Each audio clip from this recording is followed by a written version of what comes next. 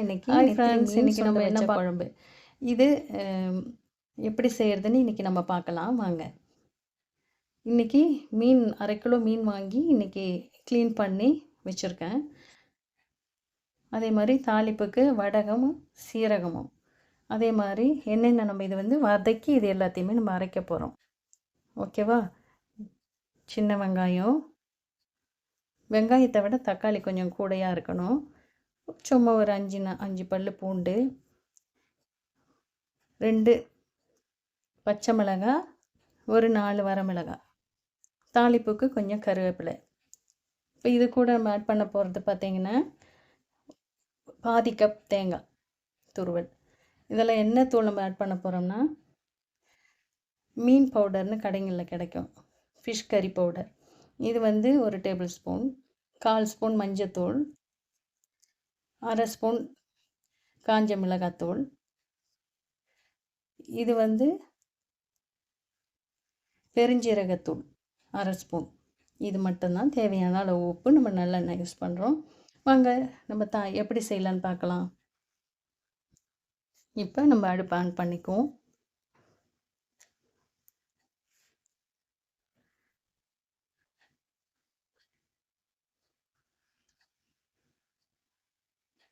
கொஞ்சமாக எண்ணெய் ஊற்றுக்குவோம்.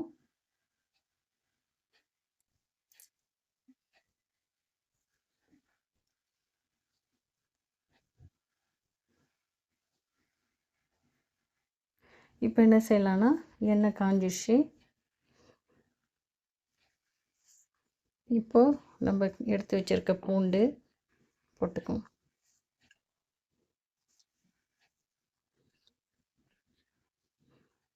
காஞ்ச மிளகாய் போட்டுக்குவோம். பச்சை மிளகாவும் போட்டுக்கலாம். இது ஏன் நான் பச்சை மிளகாய் உடச்சி போட்டிருக்கேன்னா முழுசாக போட்டால் நம்ம மேலேயே அது தரைக்கும். இப்போ இதில் லைட்டாக வதக்குவோம்.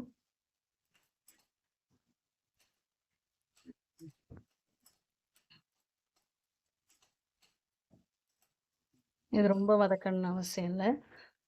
இது இப்படி பொரியும் போதே நம்ம இந்த உரிச்சு வச்சுருக்கோம் இல்லையா சின்ன வெங்காயம், அதையும் சேர்த்துக்கலாம். லைட்டாக வதக்கும்.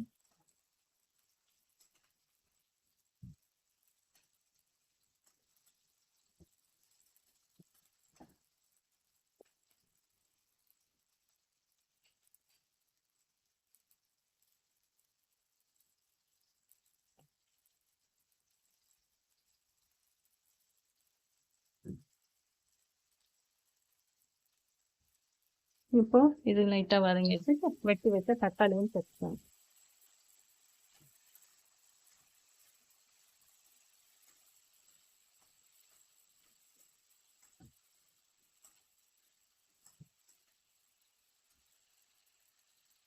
இப்போ தக்காளி ஓரளவுக்கு நல்லா வேகுது. இன்னும் ஒரு 2 நிமிஷம் ரெண்டையும் வதக்கிட்டு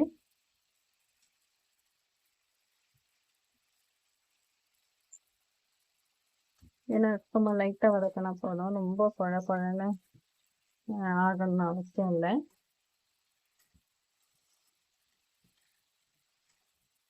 இந்த கலர் சேஞ்ச் ஆகிற வரைக்கும் நீங்கள் வதக்கினா போதும்.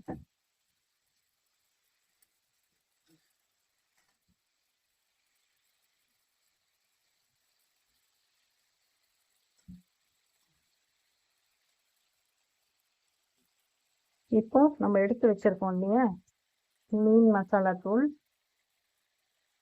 மஞ்சத்தூள், காஞ்ச மிளகாத்தூள், சோம்புத்தூள், இது எல்லாத்தையும் அதில் போட்டுக்கணும். இப்போ ஒரு வதக்கு இப்போ தீய சிம்ல வச்சேன்னா அடி பிடிக்க ஆரம்பிச்சு. அதனால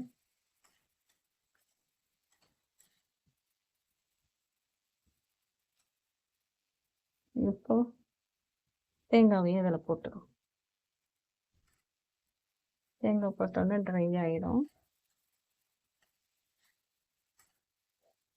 இதெல்லாம் நாக்குள்ள ஒரு 2 நிமிஷத்துக்கு கிளறி விட்டுக்கணும்.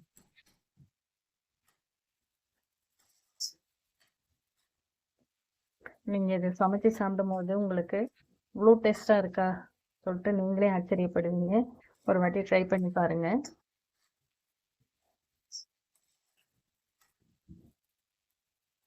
அவ்வளோதான். இதை அப்படியே நம்ம அரைச்சிக்க போகிறோம்.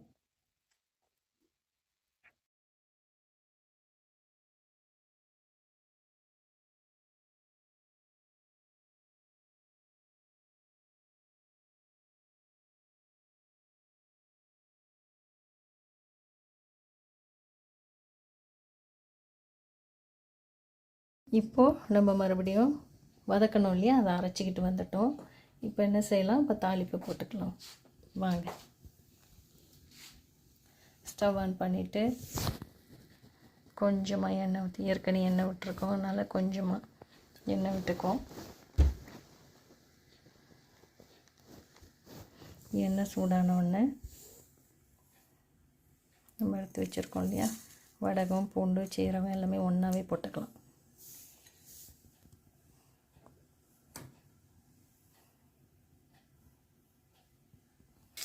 இப்போ பார்த்திங்கன்னா நல்லா பொரிஞ்சு வந்துடுச்சு. இந்த ஸ்டேஜில் நம்ம அரைச்சி வச்சுருக்கோம் இல்லையா, அதை நம்ம இதில் ஆட் பண்ணிக்கலாம். கொஞ்சமாக வதக்கி விட்டுட்டு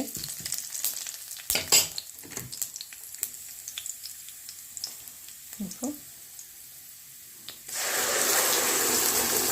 ஊற்றினோடனே கரைக்கும் மேலே இப்போ என்ன செய்யணும், கொஞ்சமாக தண்ணி விட்டுட்டிங்கன்னா கரைக்காது.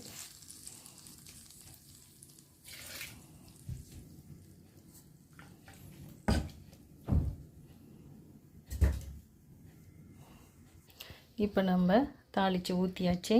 இப்போ கொஞ்சம் நேரம் வெயிட் பண்ணி இப்போ நல்லா கலக்கி விட்டுடுவோம். பார்த்திங்கன்னா உங்களுக்கு அது நல்ல ஒரு இப்பயே குழம்பு பதத்துக்கு இருக்குது. இன்னும் கொஞ்சம் நேரம் கழிச்சிங்கன்னா ஒரு கிரேவி பதத்துக்கு வச்சுக்கலாம். நீங்கள் இப்படியும் மீன் போட்டு கொஞ்சம் நேரம் கழித்து இறக்கியும் வச்சுக்கலாம். இல்லை உங்களுக்கு கிரேவி மாதிரி வேணுனாலும் நீங்கள் செஞ்சுக்கலாம். இப்போ ஒரு 10 நிமிஷம் மூடி போட்டு மூடி வச்சுக்கலாம். பார்த்திங்கன்னா நல்லா மீன் குழம்பு நல்லா கொதி வந்துடுச்சு. இப்போது இதுக்கு தேவையான உப்பு போட்டுக்கலாம்.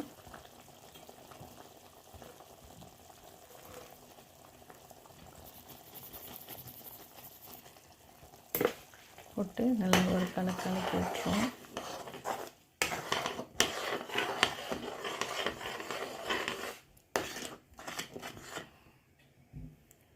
இந்த ஸ்டேஜில் நம்ம மீன் போட்டுக்கலாம்.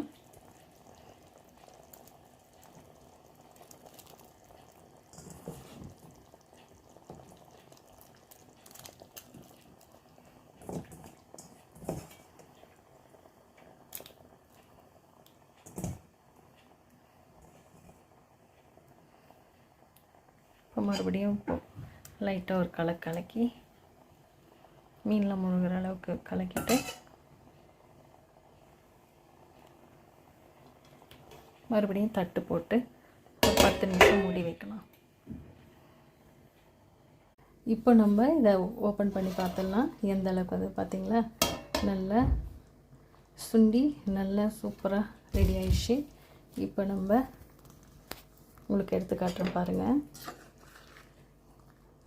அப்படி இருக்குது பாருங்கள், கிரேவி பதத்தில் அப்படியே தொக்கு மாதிரி.